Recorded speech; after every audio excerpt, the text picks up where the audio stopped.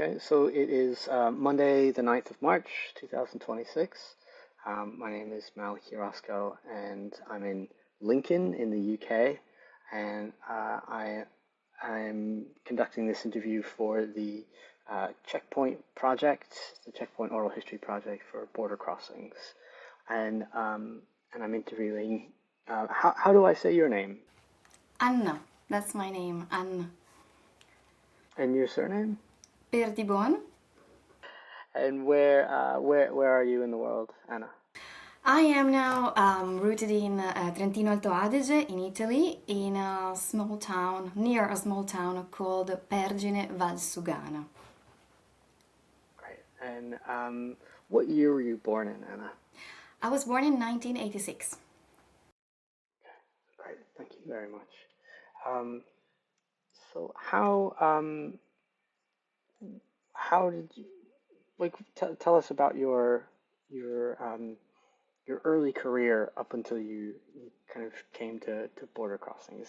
I mean, the project largely focuses on plants and um, ritual.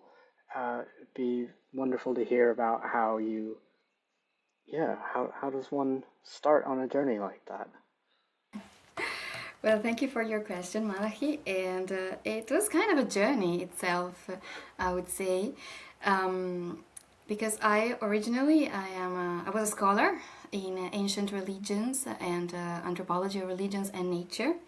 I did a PhD actually in Jerusalem about ancient animism, so basically about myth and folk traditions, what we have a folk of a written tradition, and religious practices concerning a respectful and cultic relations with nature, mainly about mountains and trees and water bodies.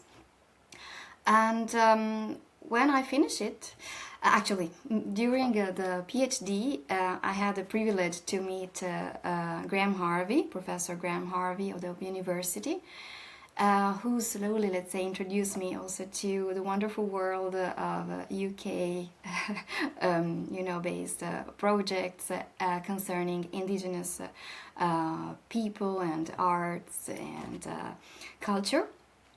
And this professor, Graham Harvey, works, for decades about animism. He really launched the field of new animism.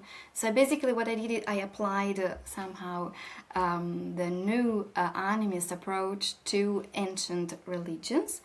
And afterwards, when I finished in 2019, my PhD, I was kind of tired, let's say, of ancient stuff, and I really wanted to move forward researching, but with people and their relationship with plants, especially, and nature in general, broadly with nature, but especially my, I would say not obsession, but my passion is plant-human relationships.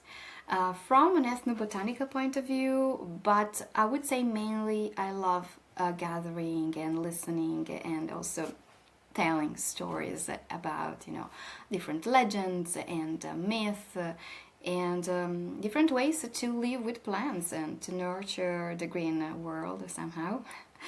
And so the story goes that in 2021, with Graham Harvey, we tried to apply for a postdoc at the Open University. I was still in this limbo phase of pandemic and what to do in life after the PhD.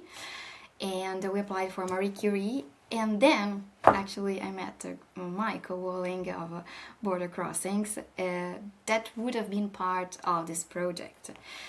Eventually, I didn't get funding, but I started working with border crossings for Botany Bay, and I was very happy about that. And actually, that project, Botany Bay, really marked a crossroad in my life. Totally, because afterwards I left academia and I really immersed into this world of education, environmental education, and which I really love. Before you studied at Jerusalem for your postdoc, um, what was your relationship to plants? Good question. I was actually born in Venice, and traditionally you don't see Venice as a very plant kind of environment. You have very sea plants and lagoon plants. But since I was a child, all my summers I spent them actually here near where the place where I came back after a few years of traveling. And I always loved woods and pastures and gardens. And actually, even when I was traveling, one of the first place I would visit was the botanical gardens in every city around the world. I didn't travel a lot, but yeah. And my relationship with plants, I think, was before the PhD or before this study, this research, was still not that not that much. It was very fascinating by plants, but it happened also that in 2013 I had a illness, and thanks to that illness, then I really started to rediscover probably something that as a child I always had, this love for the woods and to be in the garden and to put my hands in the soil and to just pick berries or harvest, leaves. And it was thanks to that time as well when I started coming back also in the summer times here in the Alps, in the Italian Alps, and to volunteer with friends in their organic farms. So since then, things happened. It's always been a mixture of practical knowledge with friends and people that are having their farms, and a more, let's say, ecocultural interest. Wow, okay. So you were born in Venice. Um, what kind of sea plants and do you have any memories about sea plants or lagoon plants, seeing them? Oh, that's a good question. I don't know the names in English actually, but That's fine. there are many algae. I don't know them in English either. Okay, well, there is a kind of a flower which is just called fiori di barena, and the barena are those not islands. Let's say there are constantly lands, sea lands between water and air, and the tides constantly overwhelm them, so they are never really dry. And these flowers are beautifully dry plants. It's incredible because they're not wet or I don't know, very blossoming. They look like dry flowers even when they're there, growing there. And the scent of them is something that probably it's in my blood. Every time I go to Venice, maybe in the springtime, because they bloom twice a year, in spring and autumn, then I just have this, get this scent of them, and it's like, oh, that's the scent of Venice or the lagoon. So that's very, sensory, very olfactive way of engaging with the world, which is something that is very typical of me, at least, or many people. It sounds like when you were a child that you spent a lot of time with plants. Is that right? Well, maybe not specifically in Venice itself, but yeah, in the summertime I used to come to the countryside and to the Alps as well. So I loved spending time in the wood, especially. Can you still see me? Actually, yeah, that's a little better.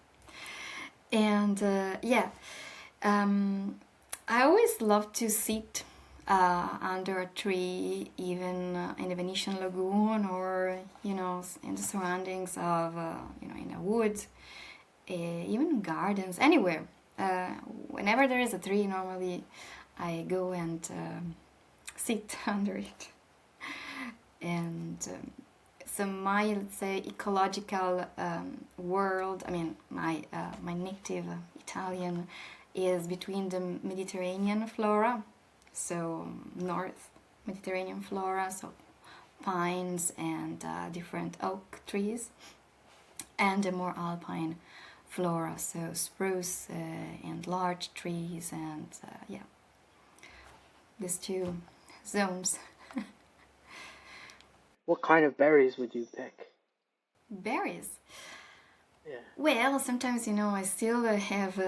I'm not sure about them. Sometimes I have good friends that say, "Oh no, don't pick that." I'm still a learner. I keep feeling a beginner all the time with plants. But I'm very close to blueberries. Are very easy actually to recognize wild blueberries. And while in the garden, so cultivated berries, raspberries are my favorite as well. And then, I don't know the name in English, ribes. Ribes. And there are different names that actually are half Italian, half German, because this region here, it's a border.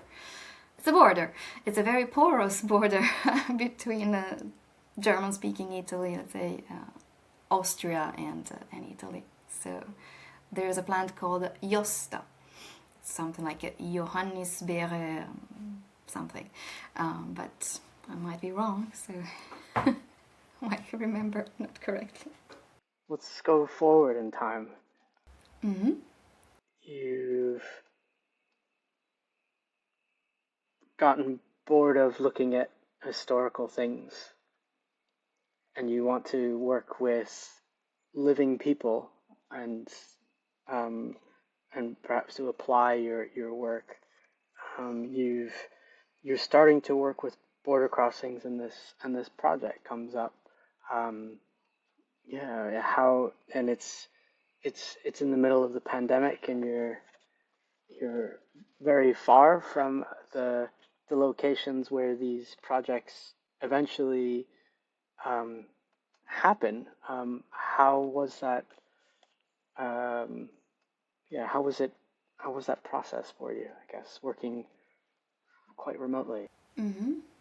Thank you. That's an interesting question. Never really thought about it. I think because from 2020 we were all somehow abruptly into this Zoom world or Skype, and we kind of in 2021, 22 we were. I mean, I was already acquainted and kind of used to this virtual world more than ever. And it's actually kind of weird to have this conversation now online, because afterwards I try not to do anything in Zoom anymore, but it's good. It's really nice as well.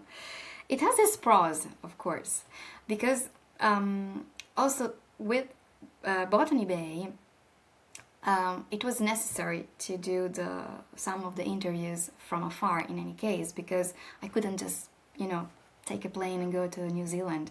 So I think that somehow the pandemic enhanced my work with Botany Bay, at least my section, my part of the work, that was mainly involved with interviewing, more or less the same way that we're doing now. Different people that were really keen on and very warm and open to participate to border crossings in order to make this open learning material that is still preserved in the archives it's still online in the website of border crossings. And so I interviewed an ethnobotanist, for example, from Aotearoa, New Zealand, another ethnobotanist from Mexico of Mayan descent, who was living actually in Vancouver, if I'm not mistaken. So and other people, activists, environmental activists, or again ethnobotanist and language teacher from Anishinaabe culture, and so it was very varied, and again people were really dislocated in different parts of the world. So I think through the online interviews, we were able to reach out and connect. And of course, it's not the same thing, but it was very beautiful.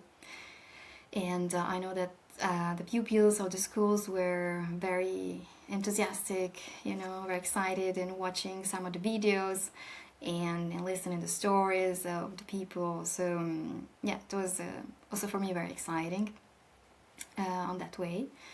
And it was my first I think time in life that I actually did some interviews. So that was fun. Besides the immobility, but that was fun. Yeah. Can you describe what ethnobotany is? Oh, good. What is ethnobotany? What is ethnobotany? I think a good maybe definition of ethnobotany. It's a. I mean, if you go to the word, is the botany of a people. So, ethnobotany, we could sum it up as a big field where different people, scholars, but not only, of course, study and even, how do I say, transmit also the knowledge of plants, human relationships. So it's a very broad also field, because mainly what I see, an ethnobotanist could be somebody just involved with therapeutic ways of using specific plants and parts of the plants. But it's broader than that, because of course with the specific, practical, so medicinal or food utilization, you also have all the other world that is complementary to that. So the mythology connected to a specific plant, where it comes from, where it stands in the culture, what's exactly the role, also spiritual and cosmological, ceremonial as well. So, and when we talk about indigenous cultures, of course, as other, let's say local traditions and traditional cultures, these two parts, the daily use and the, let's say, cultic ritual use, are always very much intertwined. You can't really distinguish them, and it's the beauty of that, I think. For example, if I think about the Anishinaabe, I don't know, it comes just as a first, they have a grandmother cedar and grandfather birch, because in the original stories, we humans are literally the grandchildren of trees, as much as we are of stones. Then we have trees, and then animals, and we are the little offspring of creation. So we have much to learn, and that's why we should turn into the plant world to understand many teachings about life. This in the Anishinaabe tradition, but mainly many indigenous cultures and mythologies that I also had the privilege to listen to the stories. There is one of these common threads that we are, last arrived, so we have much to learn from plants as well. You're conducting these interviews, and eventually Botany Bay starts to take on this timeline and this structure, beginning in winter and kind of completing an annual cycle. What was that process like of finding out what was actually going to happen, and getting so many people involved? What was your role there? Yeah, the Botany Bay project is really one of this, I would say, like a banyan tree, very very intertwined, like mycelia, because I was just one little piece into a very beautiful meshwork of connections and projects on the ground, online. So sometimes, I wasn't at the very beginning, especially, I wasn't feeling that connected to what was going on in the schools. And so the first part of the year, I really worked through the whole 2022. So the first, I would say, 6 months, I mainly worked with the interviews. So taking the interviews and then writing, editing the different videos that then became the online learning material. And afterwards, we thought to write down also the interviews or create what became this Botany Bay toolkit, or this beautiful. I'm very happy for this written outcome as well, which really sum up what the schools did. And a very important thing to stress is that in the winter phase that I wasn't really involved already, the project managers in the different schools, they created 5 gardening principles that are really informed by indigenous knowledge. And through these 5 indigenous principles, it was kind of serendipity, the fact that 5 were the school gardens and 5 were the schools, so 3 in London and 2 in Manchester. And so also 5 were the artworks and the artists that made those beautiful artworks, pieces for the school gardens. So it was kind of, very easy also to write this Botany Bay booklet, which wanted to, somehow to sum up and to highlight the most important parts, of the gardening principles, of the interviews themselves, also all the teachings that were given to us, really, for the project by the different people that I interviewed, and also to hear the feedbacks of some pupils and teachers, and also the work in progress of the artists as well. So it's something that's wanted really to gather at least the most essential parts of the project, which was extremely complex on the ground, involving I don't know how many children and teachers and volunteers. So something really broad. Can you remember, I guess, in that early period, maybe in that somewhere in those first 6 months, like what was a day like for you, like an average day? Yeah, I didn't do so many interviews, so I think it was like in weeks. I would structure it in weeks because I went from one interviewee from the other, mainly. Sometimes they were a bit overlapping, but the first step was to contact them through email, also thanks to Michael, and so to approach them, to introduce them to the project, and to ask them if they had time and wish to join a conversation about their relationship with plants, and then we would set up a date, and sometimes it was delayed, or it was we had to do twice the interview because the program wasn't really working. You never know. So and so I would say that a week would, if you want to concise the week, to squeeze it, and it was the first approach and many emails thread, and see the correspondence through email, and then the interview itself, which was a lot of fun. And sometimes I of course had my own questions, and I wanted to stick into sort of agenda, but sometimes just the conversation went into very, very unexpected terrains and fields, and it was really amazing. And afterwards I would send the video file to be edited, and to decide which parts were the one that were more useful for becoming parts of the learning material, and afterwards there was a transcript but that I think is something that I did in the second part of the year. What would you say was your relationship to plants, like during this period?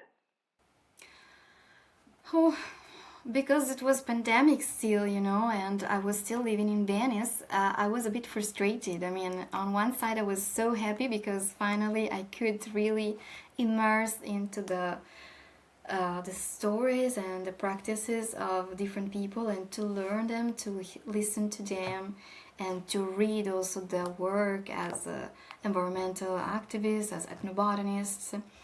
On the other side, I was a little bit frustrated because I couldn't really put my hands in the soil, at least. So that's a bit controversial. Not controversial, but two sides. Thank At you for least that. until when I went to London. So How was that's that? much better. Well, it was amazing, to be in the school gardens and to see the actual, pupils watering and running and playing with the plants. I mean, playing with the plants, playing with the space around the plants, and to listen to the stories that the projects had different stories. For example, the Three Sisters is a very famous story. Is also that Robin Wall Kimmerer in her book Braiding Sweet Grass. I think that became very famous afterwards, which is a story involved tree crops. And it's also the story of a specific way to garden, so of a polyculture. So you have maize, corn, the biggest, the elder sister, and then beans that are embracing the corn, and a pumpkin, squash that is spreading. And in this way, we see three different plants with three different personalities and way of being useful to one another. And so really they're collaborating to creating a garden that is sustainable, that is mainly independent, that doesn't require much water, that doesn't require much pesticide or whatever. And it's a very old agricultural system, that has been found throughout the Americas. So, and I heard that even in Europe, in Italy, sometimes they tried to use it. In the Alps, it's not that successful as far as I know, but I must try better. And when you hear the children, telling you the story, and they transform it also in their own way, really they took in it, they assumed it, and then they could, tell their own version of the story. That was very, very emotional, very touching for me. And also in the day when I was there in July, there was a harvest of purple potato, because most of the crops that were planted were indigenous crops, original indigenous crops. And children were so amazed when they opened the potato and it was so purple. They were really amazed. It was kind of a surprise for them to realize that a potato can be purple, so the excitement was really, you couldn't touch it. And for me was fuel also for the writing part. To be there at least a couple of times during the project was really essential for me. I would have stayed longer, and I regret that I promised to these children to make gnocchi out of those potatoes, but eventually there was no time and no space for that. So You were talking about the children adapting or absorbing the stories and giving them back, and that felt emotional in some way. Do you remember why, or was there a particular experience that felt emotional in that way? mm-hmm. Um, I think it's a mixture of things, because from what I heard also from the different volunteers of the project, these children stayed indoor most of the time during the pandemic. And I remember also Nisha Walling telling me that some of them, they don't have access to a garden in their home, and for them that space was sacred. We could say sacred. They were so happy, and also not another school. There were even smaller children. They were really so excited. They really wanted to water plants all the time, still at time, because you had to say, well, water is good, sun is also good, it's a matter of equilibrium as well. And to see how they would blossom outside, which is totally normal.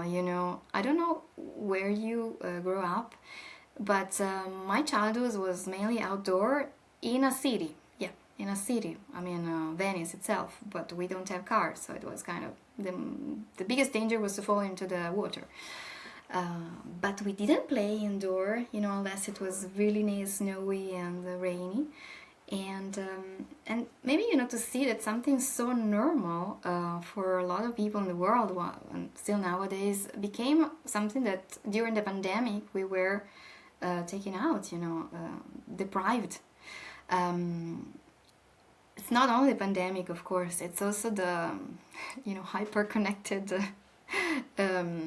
social world, which I don't make a mystery, but I'm very scared about for all the generations, I would say, from elders to children, from children to elders as well. And so it was very emotional just to see their surprise, their happiness, their really happiness, and how they would love also to tend these little gardens. And they were so real sad that they couldn't go, because the school was about they were about to go on a holiday, and they were worried what would have happened to their vegetables, to the potatoes, to the beans. So that was great. I think that's it's very simple, but very powerful as well. So they're expressions of care, of like concern over another living being, as it were.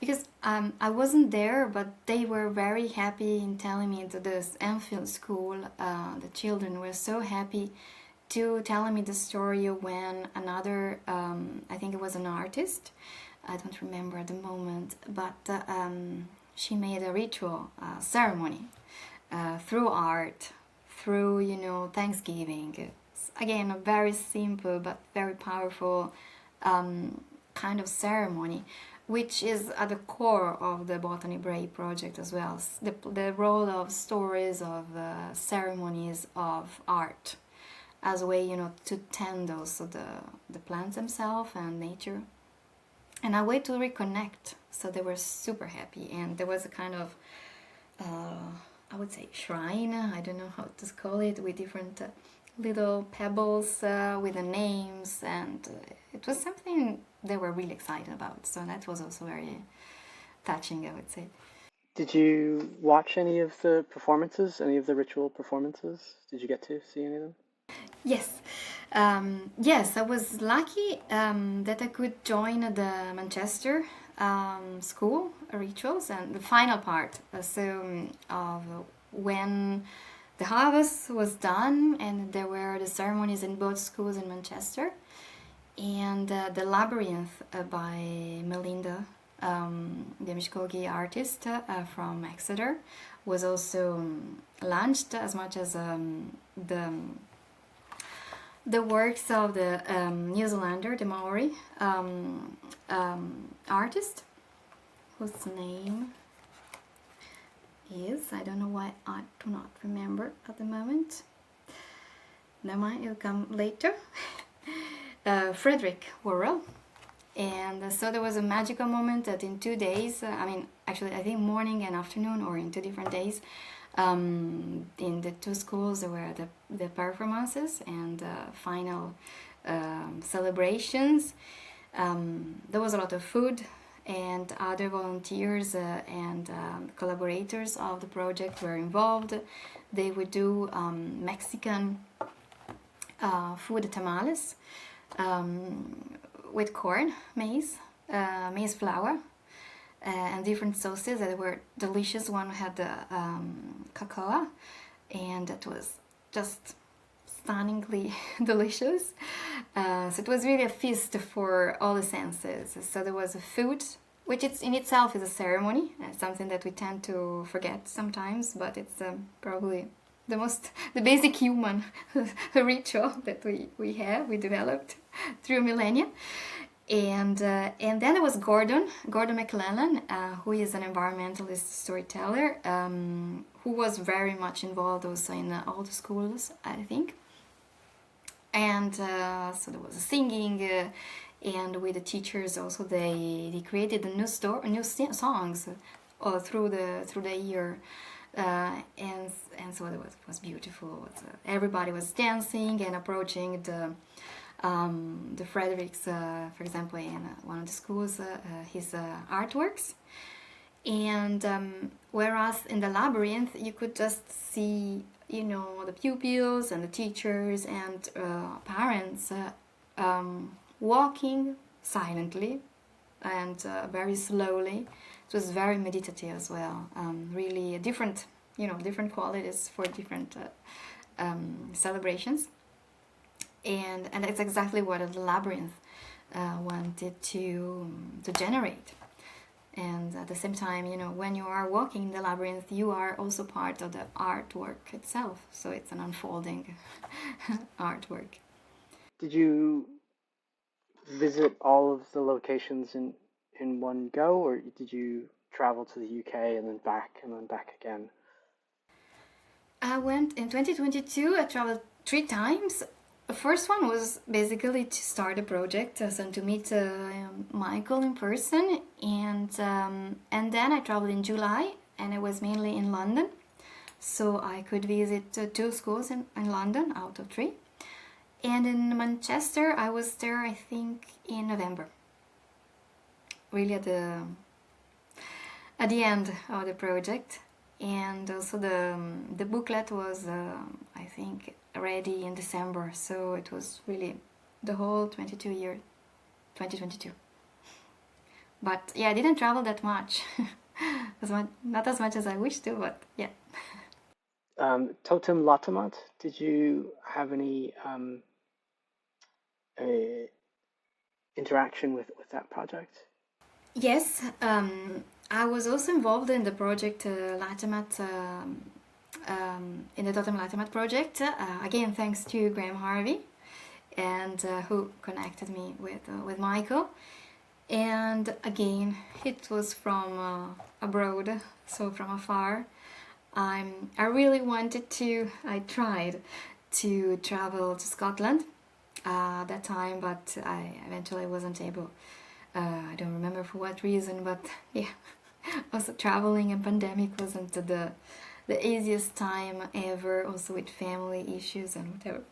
So, and I followed the journey of the totem, and I remember watching also videos of how it was created and carved by the artist, and when it was shipped from Mexico to the UK, and followed again virtually the trip, the ground trip to Scotland, and I had also the privilege to be part of a panel at Crichton, where the totem eventually was laid to rest, I would say, in its new home.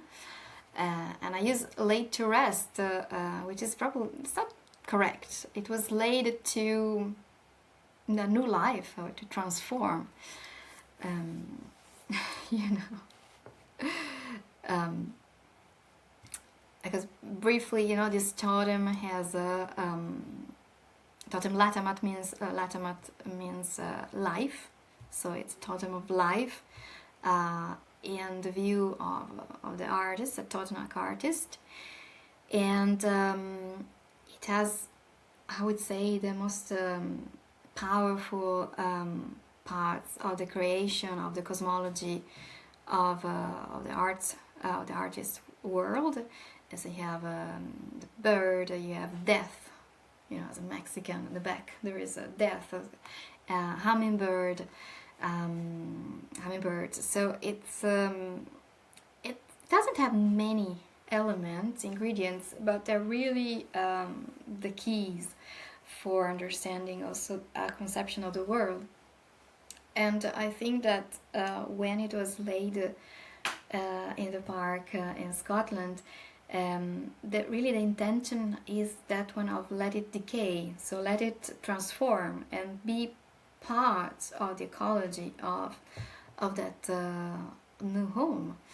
And I think that I saw some pictures of, I think a couple of years ago, and it's incredible how much also, nature, what we call nature, but the artwork that they're doing with the totem itself. And again, death is in the back of the totem, and it's not seen as the end. It's seen as one of the transformative powers that move life. Please, what happened at you were going to say something about the panel. Yes, as far as I remember, and of course the panel was because of the COP26, and it didn't go that well, as we all know, unfortunately. But it was very beautiful conversation of, there are people of the Open University professors that were at the COP26. And so it was a moment of pause, of reflection of what happened and what we can do or what we want to do. And I don't remember exactly what I said or my contribution to that, but as I'm not indigenous, and sometimes I wonder, also with the words of Robin Wall Kimmerer, how can I become indigenous, to my own place? I'm Italian, I live in Italy, so it's kind of easy, and I'm trying to reconnect to the traditions that are in this land. And I think that at that time, the panel, I was just at the very beginning of my current, actually, research or existential research, not just, intellectual or knowledge research. And it was, again, a very intense time that, you wonder what you can do or what you want to do, and you realize that you start where you are. And that's, of course, being in connection and in a dialogue and in a, cross-fertilizing transmission of knowledge and dialogue and respectful dialogue with other cultures, because otherwise, if scientists wouldn't talk to indigenous people in a respectful way, we are in great danger again. But not in a way that want to be extractive, the knowledge of the people. And the same approach is the one that I'm trying to have here when, with friends and elders that still keep some of the old knowledge of the old Europe, I would say, old Italy. Have you figured out how to become indigenous yet? That's a good question. It's sometimes I say to myself, yes, totally. Sometimes I won't know. I'm not really. I'm still very far from finding it out. I think that most people also that were involved with this project, we are all on this journey of learning and unlearning. So sometimes everything seems very clear, and sometimes it's very simple, more simple than you think, and it's much simpler than you think. And but for me, I would say that since I decided to relocate from Venice to the Alps, that was a very first step. And to work as an independent researcher in collaboration, with museums, with the cultural associations here, and with different, especially women, but not only, of the plants, of the herbs, we call them le donne delle erbe, or gli uomini delle erbe. It's a beautiful, what I see, that there is a synergy between people, and which connects different valleys here, because you need to think about it as a very mountainous place, and I think it's only 50 or 60 years where that, there are many roads that connect them. So also the stories are different, but similar, and it's a way to root in a landscape, in an environment, and in an eco-cultural context. So maybe it's not my indigenous, my say, sea world from Venice, but when I look at also the ancient stories here, there is a connection always that links the Dolomites and the Adriatic Sea. So I feel okay, I feel kind of indigenizing, if I may use that word, but I'm not sure. I don't want to use it in an appropriate way. So I'm always using the Robin Waukeemer in order not to misuse it, Do you have any examples of these stories about the Dolomites and the Aegean Sea? In the sea? Yes, there is one story that has a protagonist, a woman, a queen of the high peaks, and she's called Tanna, or Tenna, and she's a queen of some stone giants called Croderes, and I think it's Ladin actually, so that's another language of the valleys, so it's a mixture of languages here as well. And she suddenly finds out, let's say she realizes that she's not like the other stone giants, because she has a heart and she feels emotions. She has feelings of sorrow, of joy, of love and hate, and decides to leave the mountains, so the high peaks, because she falls in love with a king of the sea, and literally she melts. So probably she was a glacier, I don't know, and she melts into a river, gets to the sea, but this king is not most the nicest, let's say, husband ever, and at a certain point he dismissed his wife and the child. And the story is very sad, so I'm not gonna continue that much, but eventually she returns to the high peaks. She loses her son, who was trying to first fight against the father, and then trying to go back to his mother's homeland, so the high Dolomites. It's a sad story. So the son dies, and she becomes again the queen of the Croderes, of these giants. So she's, let's say, allowed, she's entitled to feel again, to become human again, we say, to have her heart as a human being, only once a year. For the rest, she's become stone, I would say. You're carrying on now with Stephanie Pratt and Nathan Woodworth, and you're working on a project about Indigenous people in North America and the relationship between those groups of people and the Indigenous groups and the holdings of certain UK museums. Is that right? Yes, it's right. It's a project that we are still, I would say, in our preliminary steps, though it's been a while that we're working on that. It's not that easy, of course.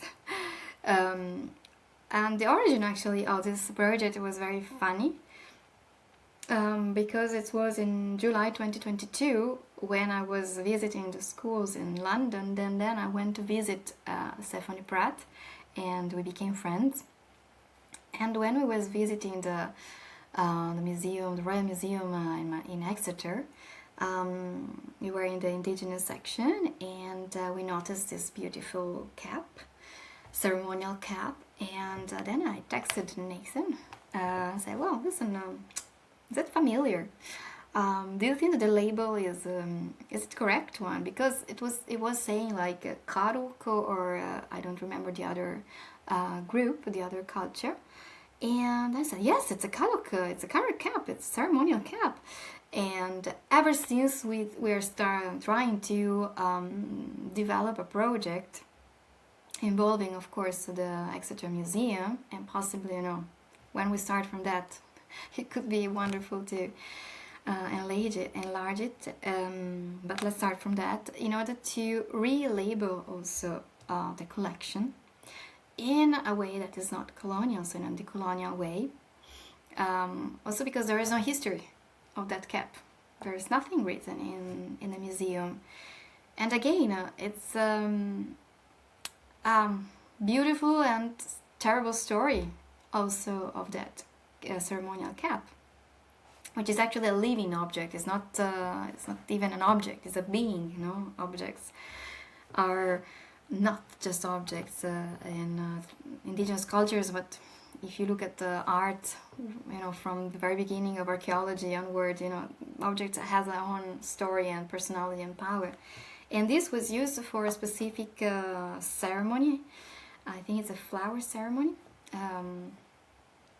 And it was involving women, because in the Karuku culture, women are the doctors. So the healing is specifically gendered, so it's female gender. Whereas, of course, in other groups or cultures, it can be, more fluid. But in Karuk, it's really women.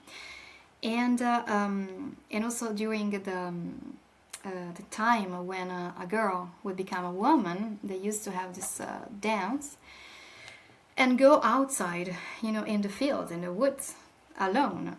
But ever since, the settlers arrived, the story became a story of violence and a story of, story of rape, a story of trauma. And probably this, this cap holds, these two stories. And we think that it's essential to tell the stories as they are. So we hope to move it forward, actually, and to bring healing on both sides. But then, when there is this crash with bureaucracy and administration, that's always a deal, Did you say earlier that it, uh, Donna Herba, like there's an equivalence between like women and plants? Is that Plants? right? Mm-hmm. Yes, I don't want it to be like super gendered, because even here in the valleys, most ethnobotanica, I would say, books are written by men, by different healers of the area as well. But there is also different of transmission of knowledge. That's what I've been learning, I would say, that a lot of the knowledge that was transmitted by women to women, it's something that went through the oral channel, and not the written one. So there are both knowledges, of course. And nowadays I think it's a beautiful time where you have both the scientific knowledge, botanical knowledge, and therapeutic knowledge working in synergy with the traditional one that was passed on through centuries. So that holds a lot of story of of spirituality, of ceremony as well. So and mainly also of intuitive knowledge of plants. So something that has to do with our instinct sometimes, if you want to approach a bush or not, if that berry is alluring you or is actually keeping you backward. Yeah, and I think that Botany Bay was also a project that we really suggested to just as many of my interviewees and colleagues, just to sit, close to some strawberries and without a phone, possibly, or without headphones, and just sit in their company and see what your body says as well. So, and that's a kind of knowledge that is also something coming out here in the valleys. So, and I see a lot of bridges between indigenous people and also, the UK, the Irish traditions, Scottish herbal lore. So there are many bridges. Is there anything that that you would have liked me to have asked thus far, or anything else that you'd like to say about your work?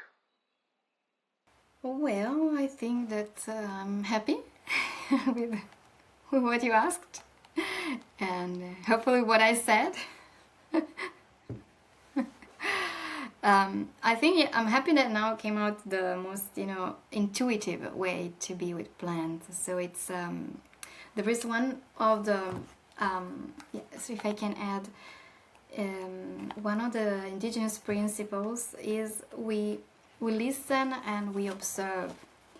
And it's a listening and observing that I want to stress this.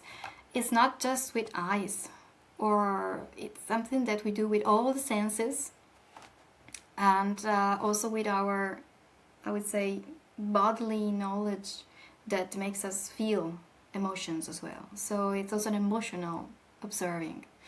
I might sound maybe a bit odd, but I think that's something that it's common in many traditions worldwide, and indigenous ones, especially. Even the dreams are one of the main ways of knowing plants, even their therapeutic roles. And might sound odd in our contemporary world, but it's something that's been known for centuries. So yeah. Maybe that's a good thing to finish on, the 5 principles. Yes. Would you like to just share them with us? Yes, we have first principle: we belong to the earth, we do not own the earth. 2, we listen and observe. We listen and observe. 3, we work with nature, not against. 4, we look forward 7 generations. 5, we respect and show gratitude.